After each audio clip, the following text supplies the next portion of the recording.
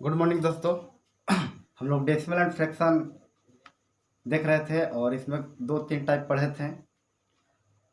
आप लोग का डिमांड है कि आप एडवांस का बैच दीजिए, मतलब एडवांस का वीडियो डालिए। तो ये मेरा आज एडवांस का वीडियो होगा। और एडवांस में आप लोग का डिमांड है कि कोऑर्डिनेट ज्योमेट्री से जो एरिया निकालने या कोलिनियर दिखाने के लिए जो क्वेश्चन आता है उसको बनाइए, ठीक है। तो आज हमारा वीडियो कोऑर्डिनेट ज्योमेट्री का रहेगा, जो बहुत ही सिंपल तरीका से हम लोग बिना फार्मूला के एरिया निकाल सकते हैं, ठीक है। तो इसको समझते हैं, थोड़ा ध्यान दीजिए, ठीक है।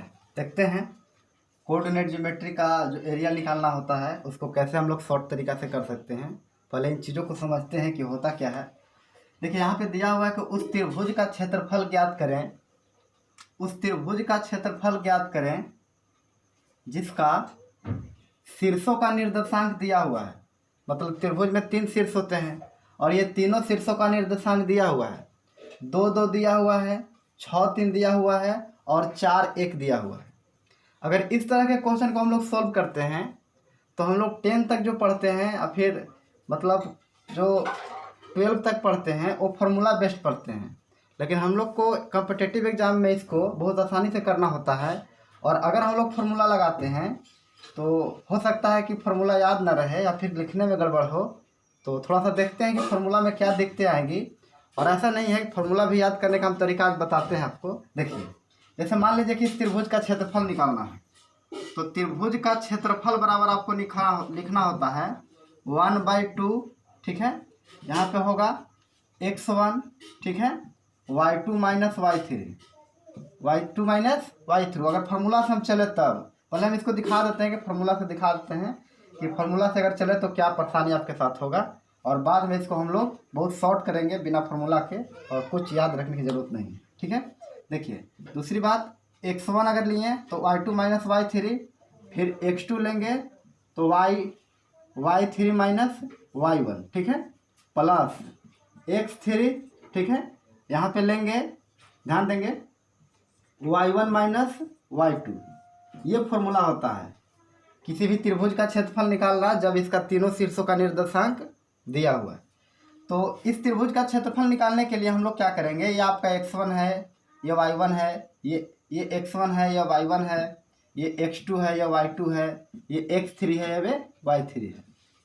तो दिक्कत क्या होगी कि हमको इसमें पुट करना होगा सभी जगह सही जगह पर, और इसके बाद थोड़ा कैलकुलेशन बढ़ जाता है। अब इसको सबसे बड़ी बात है कि इसको एग्ज़ाम में याद करना ही, मतलब एग्ज़ाम याद रखना ही मुश्किल है। मतलब इसको हम लोग नहीं याद रख सकते हैं, बहुत गड़बड़ होती है। तो ऐसा नहीं है भी कि नहीं याद होगा, हम याद करने का एक तरीका ही बता देते हैं। लेकिन हम लोग इस तरीक़ा से इसको सोल्व नहीं करेंगे, हम लोग कुछ कॉन्सेप्ट से सोल्व करेंगे जो बहुत आसानी से होगा और बिना फार्मूला का होगा। तो देखते हैं, जैसे इस फार्मूला को अगर आपको याद रखना है, सपोज दैट मान लीजिए आप चाहते हैं कि हम याद कर लें, तो कुछ मत कीजिए, एक वृत्त बना दीजिए, ठीक है।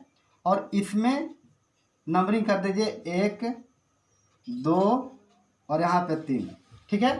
अगर यहाँ पे x1 में 1 लीजिएगा तो क्रम से चलना है। अगर 1 लिए हैं तो अगला बार 2, 3 लेंगे। जैसे देखिए 2, 3 है, ठीक है। यहाँ पे x2 लिए हैं तो यहाँ से शुरू किए हैं तो क्रम से 2 को आगे लेंगे। देखिए y3 और माइनस y1। अब यहाँ पे x3 लिए हैं तो जब x3 लेंगे तो क्रम में आगे बढ़ेंगे। तो 3 लिए हैं x में तो y में लेंगे y1 माइनस y2। फिर से सुन लेंगे, जब हम यहाँ पे x1 लिए, मतलब ये लिए, तो अगला y में हम लेंगे क्या, y2 माइनस y3, जो यहाँ लिखे हैं। फिर यहाँ पे अगर x2 लेते हैं तो अगला में क्या लेंगे, y3 माइनस y1। अगर यहाँ पे x3 लेंगे तो अगला आगे क्या लेंगे, तो y1 माइनस y2। मतलब क्रम से लेना है, जहाँ से उठाइए 2 आगे बढ़ना है, जहाँ से उठाइए 2 आगे बढ़ना है, ठीक है। तो हम लोग इसको बिना फॉर्मूला याद किए भी सोल्व कर सकते हैं। अगर आप याद रखना चाहते हैं तो इस सर्किल के माध्यम से इसको याद रख सकते हैं। अगर x1 लेंगे तो y2 माइनस y3 होगा, अगर y2 लेंगे तो y3 माइनस y1 होगा, अगर x3 लेंगे तो y1 माइनस y2 हो, ठीक है। तो ये तो वही फार्मूला की बात। अब इसमें हम क्या करते हैं कि सारा नंबर को इसमें रख देते हैं और इसके बाद मतलब सोल्व करते हैं तो हमारा आंसर आता है। लेकिन इतना करने की ज़रूरत नहीं है, आप इसको बहुत आसानी से कर सकते हैं। थोड़ा सा समझते हैं कि कैसे करेंगे। ऐसे भी सॉल्व हो जाएगा, लेकिन ये आपको याद नहीं रहता है ना, बार बार आप इसको भूल जाते हैं। तो देखते हैं शॉर्ट कैसे हम लोग कर सकते हैं। ठीक, देखिए अगर मान लीजिए कि इस क्वेश्चन को सॉल्व करना है तो कुछ मत कीजिए, ये 3 बिंदु दिया हुआ है, मतलब 3 निर्देशांक दिया हुआ है। ठीक है, एक त्रिभुज की तीनों निर्देशांक दिया हुआ है, तीनों शीर्षों का निर्देशांक दिया हुआ है। तो आपको कुछ नहीं करना है, 2 2 को लिख लिए, दूसरा निर्देशांक 6 3 था, इसको लिख लिए, और तीसरा निर्देशांक 4 1 था, इसको लिख लिए। अब आपको क्या करना है, इस बात को थोड़ा सा ध्यान से सुनिएगा। कोई एक बिंदु को 0 बना देना है, किसी भी एक बिंदु को, मतलब किसी भी एक निर्देशांक को 0 बना देना है, जिसको आपको दिल करे। इसको भी 0 बना सकते हैं, इसको भी 0 बना सकते हैं, इसको भी 0 बना सकते हैं। तो ये 0 कब बनेगा? 0 तब बनेगा जब प्लस है तो माइनस में जोड़ेंगे और माइनस है तो प्लस में जोड़ेंगे। तो अगर मान लीजिए कि हम इसको 0 बनाएं या फिर इसको 0 बनाएं, तो इसमें -2 करना होगा और इसमें क्या करना होगा? -2 करना होगा। तो जितना इसमें नंबर हम मतलब जोड़ेंगे उतना ही सब में जोड़ेंगे। तो इसमें -2 और -2 जोड़े हैं, तो इसमें भी -2 और इसमें भी -2 जोड़ेंगे। यहाँ भी क्या करेंगे? -2 और -2 जोड़ेंगे। अब इसको अगर हम लोग जोड़ दें तो ये तो 0 हो जाएगा, क्योंकि प्लस माइनस कैंसिल हो जाएगा, प्लस माइनस कैंसिल हो जाएगा, माइनस प्लस कैंसिल हो जाएगा। अब यहाँ पे अगर इसको कैलकुलेट करें तो ध्यान से समझिएगा, इसको जोड़ना है। तो 6 में -2 जोड़ेंगे तो क्या होगा? 4 होगा। 6 में अगर -2 जोड़ें तो 4 होगा, और 3 में अगर -2 जोड़े तो क्या होगा? 1 होगा। आगे देखते हैं, अगर 4 में -2 जोड़े तो क्या होगा? 2 होगा, और अगर 1 में -2 जोड़े तो -1 होगा।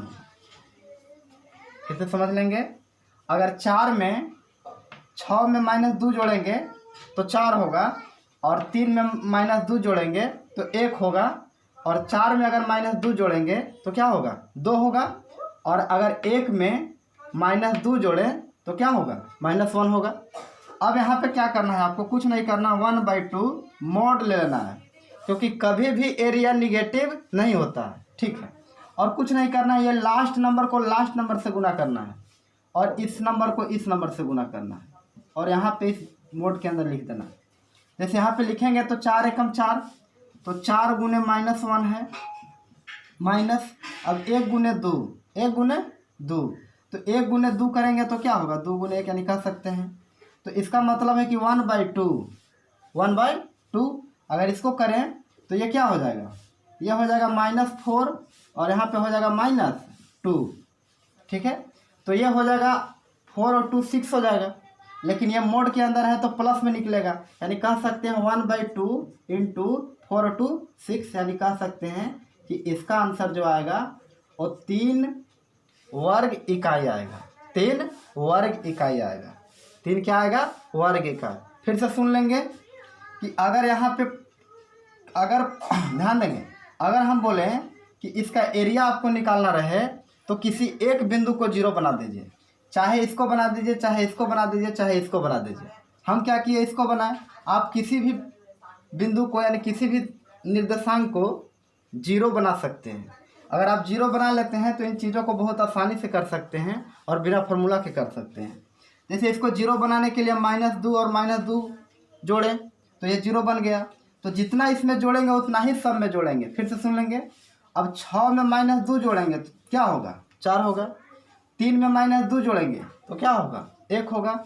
4 में -2 जोड़ेंगे 2 होगा, और 1 में -2 जोड़ेंगे तो क्या होगा? 1 होगा। बात समझ रहे हैं? -1 होगा, बिल्कुल। अब क्या करना है कि लास्ट को गुना लास्ट से, और मतलब बाहर वाला को गुना बाहर वाला से, और अंदर वाला को गुना अंदर वाला से, और 1/2 मोड करके ये दोनों का गुणनफल को क्या करना है? लिख लेना। तो हम किए 4 गुने -1 माइनस 2 गुने 1, अब 1/2। अब इसको कैलकुलेट करेंगे तो 4 और 2 6। अब ये मोड है तो माइनस में तो निकलेगा नहीं, यानी प्लस, यानी कह सकते हैं कि इसका जो एरिया होगा, इसका जो क्षेत्रफल होगा वो 3 वर्ग इकाई होगा। 3 वर्ग इकाई होगा। बात को समझ रहे हैं? 3 वर्ग इकाई होगा। ठीक है, आगे देखते हैं कुछ और क्वेश्चन। चलिए अब इस क्वेश्चन को देखते हैं। इसका एरिया निकालना है, क्षेत्रफल निकालना है। उस त्रिभुज का क्षेत्रफल ज्ञात करें, उस त्रिभुज का क्षेत्रफल ज्ञात करें जिसके शीर्षों का निर्देशांक दिया हुआ है क्रमशः 6 - 6 3 - 7 और 3 दिया हुआ है। पिछला क्वेश्चन में हम लोग देखें कि कैसे एरिया निकालते हैं, बिना फॉर्मूला को हम लोग निकाल सकते हैं। बस कुछ नहीं करना है, जो दिया हुआ है उसको नोट कर लेना है। मतलब तीनों निर्देशांक को हम लोग पहले क्या करेंगे, नोट कर लेंगे। अब ये तीनों निर्देशांक को नोट करने के बाद हम क्या बताएं आपको कि किसी एक निर्देशांक को, किसी एक बिंदु को 0 बना देना है। जिसको दिल करे उसको एक बिंदु को 0 बना देंगे। अब मान लीजिए कि हम इसको 0 बना दें, किसी को बना दे सकते हैं। मान लीजिए इसको 0 बनाते हैं तो यहाँ पे -3 लेना होगा, क्योंकि माइनस प्लस में है, यहाँ पे 3 यहाँ पे प्लस में है, -3 लेंगे तो 0 हो जाएगा। तो यहाँ पे 7 को हमको पॉजिटिव लेना होगा। देखिए ये 0 बन गया। जब ये 0 बन जाएगा तो फिर क्वेश्चन बहुत आसान हो जाएगा, क्योंकि हमको 2 ही शीर्ष या 2 ही बिंदु लेकर चलना होता है। ठीक है। अब हम बोले कि जो एक बिंदु को 0 बनाने के लिए जितना नंबर यहाँ पे प्रयोग करेंगे उतना ही नंबर को सब में लगाना है। तो बताइए यहाँ पे -3 होगा और यहाँ पे क्या होगा, +7 होगा। बात को समझ रहे हैं। चलिए अगर देखें यहाँ पे तो यहाँ भी -3 होगा और यहाँ पे +7 होगा। ठीक है। अब यहाँ पे इसको करने से क्या हुआ कि हमको एक बिंदु 0 हो गया। अब बहुत आसानी से कर सकते हैं। चलिए जोड़ने घटाने हम लोग को आता है। देखिए ध्यान दीजिए, बताइए 6 में -3 जोड़िएगा तो क्या होगा, 3 होगा। -6 में 7 जोड़िएगा तो क्या होगा, 1 होगा। बात समझ रहे हैं। 6 में अगर -3 जोड़िएगा तो घट के 3 ना होगा, क्योंकि ये तो प्लस माइनस माइनस कर देगा। ठीक उसी तरह से ये तो 0 हो गया, क्योंकि यहाँ पॉजिटिव है यहाँ निगेटिव है। उसी तरह से अगर 3 में 10 जोड़ेंगे तो 10 हो जाएगा। 3 में अगर 7 जोड़ेंगे, 3 में 7 जोड़ेंगे तो क्या होगा, 10 हो जाएगा। बस वही काम, हम किसी एक बिंदु को पहले 0 बना लेंगे। ये 0 बन गया। जब ये 0 बन गया तो फिर 2 बिंदु को ही लेकर चलना है। उसके बाद क्या करना है आपको कि 1/2, ठीक है, मोड ले लेना है, क्योंकि कभी भी एरिया निगेटिव नहीं होता है, कभी भी क्षेत्रफल निगेटिव नहीं होता है। अब हम क्या बोलें कि क्या करना है कि लास्ट वाला को गुना लास्ट वाला से और अंदर वाला को गुना अंदर वाला से करना है। ठीक है। तो 1/2, अब बाहर वाला को गुना बाहर वाला से कीजिए तो 10 आए, मतलब 3 × 10 होगा माइनस। अब 1 को गुना 0 से करेंगे, 1 को गुना 0 से करेंगे तो 1/2 हो जाएगा। बिल्कुल। अब ये 10 × 30 में से ये तो 0 गुना करेगा तो 0 हो जाएगा। तो ये क्या हो जाएगा, गुने 30 हो जाएगा। डायरेक्ट लिख देते हैं 30 हो जाएगा, क्योंकि इसको अगर ये तो पॉजिटिव है और मोड भी लगा हुआ है तो पॉजिटिव ही निकलेगा। तो अगर ये काटेंगे तो यहाँ पे क्या होगा, 15। इसका मतलब कि इसका जो एरिया आएगा, मतलब इसका क्षेत्रफल आएगा, वो 15 वर्ग इकाई होगा। कितना होगा, 15 वर्ग इकाई। इसका एरिया जो आएगा 15 वर्ग इकाई। एक बार फिर से सुन लेंगे कि जब कभी भी आपको कोऑर्डिनेट ज्योमेट्री से क्षेत्रफल से संबंधित क्वेश्चन रहे, क्षेत्रफल से संबंधित क्वेश्चन रहे, प्रश्न रहे, तो आपको किसी एक बिंदु को 0 बना देना है। जैसे यहाँ पे हम क्या किए कि 3 बिंदु का निर्देशांक दिया हुआ था, मतलब 3 शीर्ष का निर्देशांक दिया हुआ था। किसी भी एक निर्देशांक को आपको 0 बना देना है। जिसको दिल करे, इसको करे, इसको करे, इसको जिसको करे उसको 0 बना देना है। हम क्या किए, इसको 0 बनाए। 0 बनाते समय यह ध्यान रखिए कि अगर वो प्लस में है तो हमको माइनस में लेना होगा, और माइनस में है तो प्लस में लेना होगा। जैसे यहाँ पे 3 प्लस में है तो हम 3 माइनस में लिए, तब ना जोड़ेंगे तो 0 होगा। यहाँ पे माइनस में 7 था तो यहाँ पे प्लस में लिए, तब ना जोड़ेंगे तो 0 होगा। तो जितना 0 बनाने के लिए नंबर का प्रयोग करेंगे प्लस माइनस में, उतना ही सब में ऐड करेंगे। तो यहाँ पे -3 और 7 ऐड किए हैं, तो सब में -3 और 7 प्लस में ऐड किए हैं। यहाँ भी वही किए हैं। तो यहाँ पे जब डील किए तो आया 6 में से -3 गया, 3 आएगा। -6 में से 7 जोड़ देंगे, मतलब कह सकते हैं कि 6 में 3 जोड़े तो 3 आया, -3 जोड़े तो 3 आया, और -6 में 7 जोड़ेंगे तो 1 आएगा। और अगर 3 में -3 जोड़ेंगे तब तो 3 से 3 कैंसिल हो जाएगा, प्लस माइनस यानी 0 होगा। उसी तरह से 3 में अगर 7 को जोड़ें तो 7 और 3 10। अब कुछ नहीं करना है, 1/2 मोड ले लेना है। क्या लेना है, मोड लेना है। और अंतिम में नहीं कह सकते हैं कि बाहर वालों को गुना बाहर वाला से, जैसे इसमें इससे किए हैं, और अंदर वाला को गुना अंदर वाला से कर लेना है। उसके बाद आपको लिख लेना है मोड के अंदर दोनों को माइनस करके, बाहर वाला को गुना बाहर वाला से किया तो 10 आए 30। अगर अंदर वाला को गुना अंदर वाला से करें तो बीच में माइनस ले लेना है, और 1 × 0 यानी कह सकते हैं कि ये 0। तो आप बताइए 10 गुने 3 यानी कह सकते हैं ये 30 होगा, और 30 में से 0 होगा तो कह सकते हैं 30 ही बचेगा। अब ये मॉड है तो पॉजिटिव तो हमेशा निकलेगा, यहाँ तो खैर पॉजिटिव है। अब बताइए 30/2 यानी कह सकते हैं कि इसका एरिया जो होगा, इसका क्षेत्रफल जो होगा वो 15 वर्ग इकाई हो। इसी में क्या करेगा कि आपको 3 बिंदु दे दिया जाएगा, बोल देगा कि ABC 3 बिंदु है, आप इसको दिखाइए कि संरेख है कि असंरेख है, संरेख है कि असंरेख है। तो हम लोग देखते हैं कि संरेख और असंरेख कहेगा तो इन चीज़ों को हम लोग कैसे कर पाएंगे। ये 3 बिंदु संरेख कब होगा, मतलब कोलिनियर कब होगा और कब नहीं होगा, ठीक है। देखते हैं आगे।